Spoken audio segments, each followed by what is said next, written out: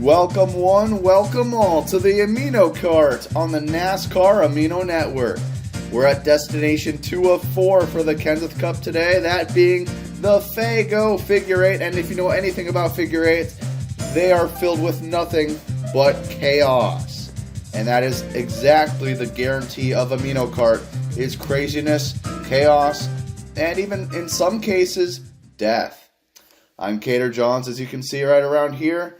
And I'm in my nice Hawaiian shirt today. You know, been experimenting with the drip as of late, as the kids like to call it.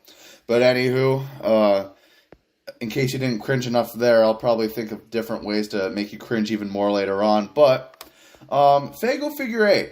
It seems simple on the surface, but in reality, it's going to be very chaotic. I mean, those figure 8 tracks, just a left and then a right, then you're back to the line, but you're crossing over, and we'll get into those track details later on.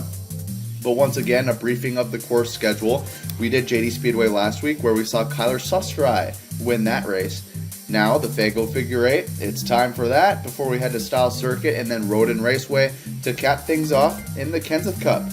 Now, with Sustry's win, that allowed the Krispy Kremers to get the lead in the standings, tied with the Preposterous Pigeons, who had their team captain finish second with a 2-point bonus. And you see everyone else, some people not off to a good start. The Sexy Bean Farts, Epic Gamers, and the Volcanic Asses need some work to do today here at the Faygo figure 8. So let's take a look at the starting grid for today's AMINOKART event. Got a lot of, I can't talk. A lot of hungry drivers on the grid today. Bob Jakowski in the number 8 car for the Volcanic Asses. Now, these guys are starting where their teammates initially finished at JD Speedway. So we'll see the Epic Gamers number 1 of Caden Bishop starting 7th place in that FedEx machine. We'll see what he's got. You know, I think a lot of these guys were in the same race as each other in the preseason Thunder, so some interesting rematches going on here today. Lucy Faygo in the number 32 at her home track, the Faygo figure 8. We'll see if things turn out right for her in the end. Logan Speed starting 5th in that number 94 Peanut Patch car. The Explosive Emus off to a mediocre start in that first race, with Elon Solberg nearly dying. Well, he practically did die, but people don't actually die in the AMINOKART. That's just a myth. Alan Muccioli starting 4th in the Procore car for the Smart Kart. We'll see if they can gain any traction here today. And then our one and only team captain in the field here at Faygo figure 8 is Justin Newman for the Robust Aces. We'll see what kind of action he can get going in that number 29 Cat car. We've approached the front row for today's race. It is Tyler V. Quincy King, the 48 driver today in the UniFirst machine, starting 2nd place for the Preposterous Pigeons. And then, trying to go 2 in a row for the 24 team, we saw Sustry win at JD Speedway. Now it is Jordan Fox starting on pole here today for the Krispy Kremers. We'll see if they can get the job done there. But before we take the green flag at the Faygo figure 8, here are some of its track features. And as with any typical figure 8, the perilous intersection. You're going to have cars just going full speed, and we're going to see a lot of T-boning. That is a guarantee.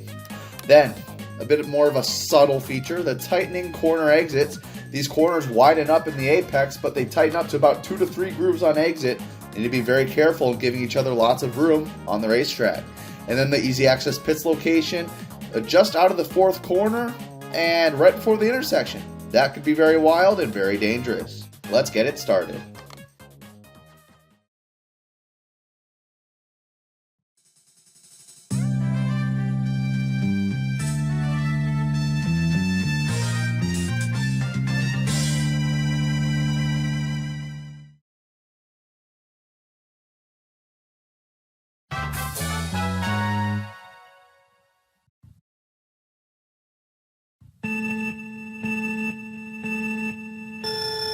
Green, green, green at the Lucy Faygo figure 8. I don't know why I added Lucy in there. It's just the Faygo figure 8. But anyway, Jordan Fox has the lead still. He's going to lead the first lap. Looks like the 29 got shoved out of the way early on. There's the first item box. The first two miss it, but Newman, who shoved wide earlier, is going to get it. and he's still getting shoved back. Was the item worth it? It was in overtime, which could be useful later on. Completing the third lap of this race, the Quincy King all over the 24, and there's trouble in the intersection. We were anticipating it this whole time, and that's going to take out the top two right there. Muccioli on point now.